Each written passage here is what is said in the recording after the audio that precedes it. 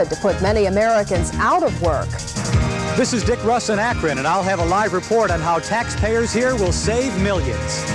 And I thank God that I've really never had any problems throwing a ball, and he didn't let me down again today. Bernie didn't let down, either did the D, and the Browns are in first place by a game. A blustery south wind is going to make it seem like summer again, well, almost. Those stories and much more next on U Center 8. Now, Tim Taylor, Denise DeCenzo, Casey Coleman on sports, and Dick Goddard with weather.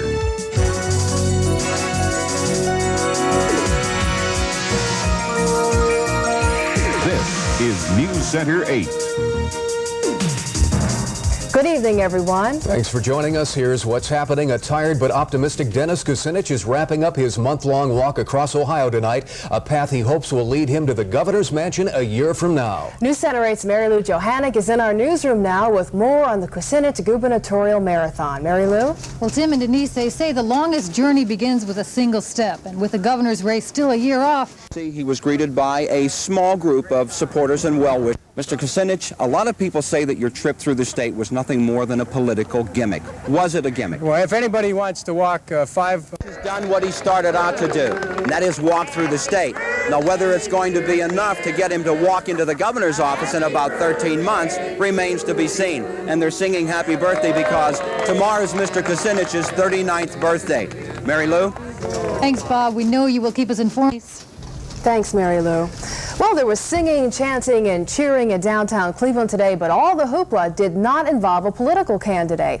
News Center 8's Gary Stromberg says it was an effort to boost morale among striking welfare workers.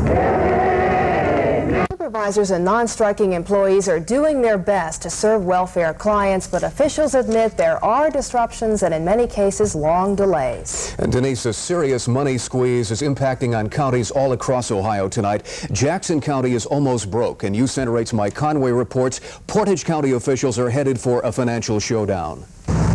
Behind the county commissioners hoping to Still to come on News Center 8, is your child safe while riding in a Cleveland school bus? We'll find out in an IT investigation. And then we'll cross the ocean to learn that it's more than just miles that separate America and Japan.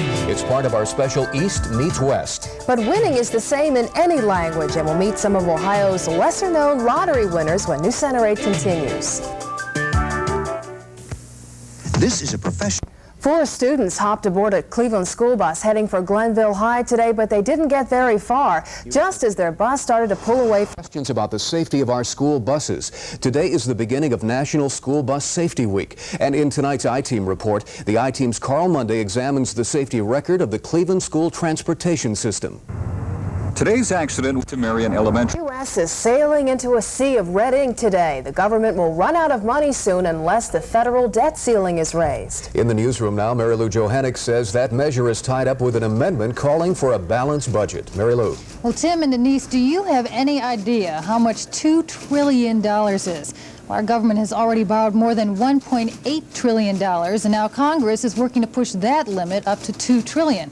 The problem is, before that happens, Congress will have to agree on a proposed world and national news, a story you won't believe about brain research and prison inmates. Tim, Denise? Thanks, Mary Lou. Tonight, Cleveland police are breathing a little bit easier following a truck accident on the East Shore Way today. How about those Browns yesterday? What a great game, an important win, too. And perhaps an important day for our $6 million quarterback. And of course, the big question is Bernie going to start this week? It's very simple, folks. If Gary is healthy, it's Bernie on the bench. That and all the sports coming up. Stay with us.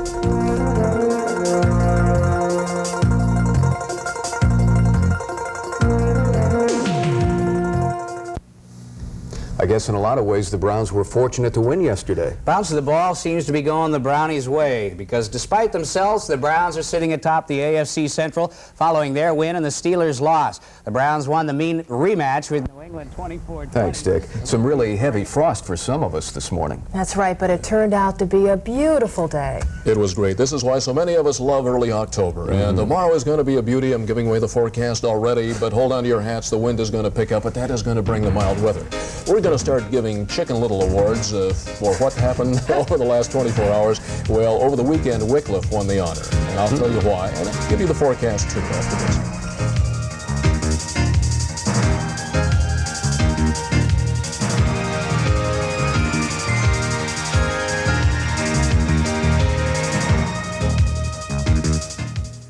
Now, Dick, tell us more about these Chicken Little awards. Okay, I think Wycliffe qualified over the weekend, Saturday night and Sunday. I mentioned Friday with lake effect setting in, you might see some soft hail. In Willowick, they had 4 inches of hail.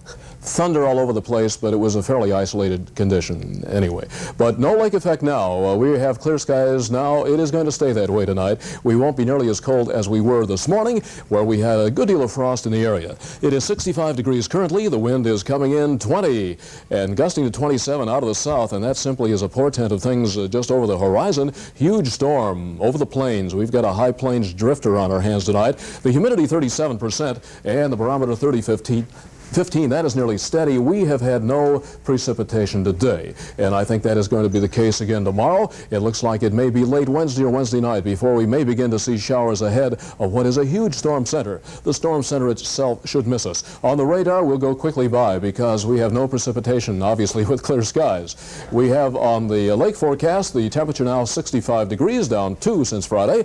Winds coming at us southerly 10 and 20 tonight, southerly 15 to 35, and I think we'll have gusts beyond that tomorrow. Lake waves near shore 1 to 3 feet. We will now see around the state of Ohio a very mild temperature pattern with everybody in the 60s except for the 70 at Findlay.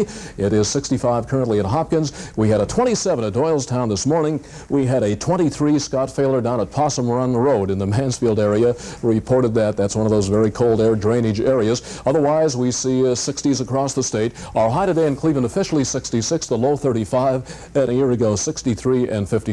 Sunrise tomorrow is going to be at 7:31, down at 6:58. We will see on the winds aloft going into the early Wednesday period a storm center at 18,000 feet in the northern Great Lakes, and here's the airflow coming around it. We will benefit from the airflow east of the system out of the southwest, at least temporarily. We have clear sky in Ohio, the clouds wrapping around the storm center at East Glacier, Montana, up in the Big Sky country. 20 inches of snow already from this system. They may get another foot up there, and at Snowbird, Utah, the skiers are happy they've got 8 inches there. This is the high that is blocking off any rapid advance of that storm as you see what's going on in the southwest. The Air Force Academy in Colorado had a wind of 69 miles an hour earlier today.